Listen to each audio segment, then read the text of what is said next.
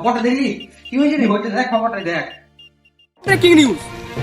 আজকে সব থেকে বড় খবর হলো বড়াখোলা গ্রামে প্রতিদিন হাতি এসে চাষিদের সব চাষ খেয়ে নিচ্ছে। চাষিরা হাতের বদলে জল খেয়ে বেঁচে আছে। চাষিরা ডিপ্রেশনে আছে, তারা বুঝতে পারছে না কি করব। তো আমি সরকারের কাছে আবেদন জানাচ্ছি চাষিদের কোনো সাহায্য করা। হাতির দৌড় তো দিনকে দিন বেরিয়ে যাচ্ছে। বেরিয়ে গেছে বললাম তো চিড়িয়াখানায় গিয়া তোমার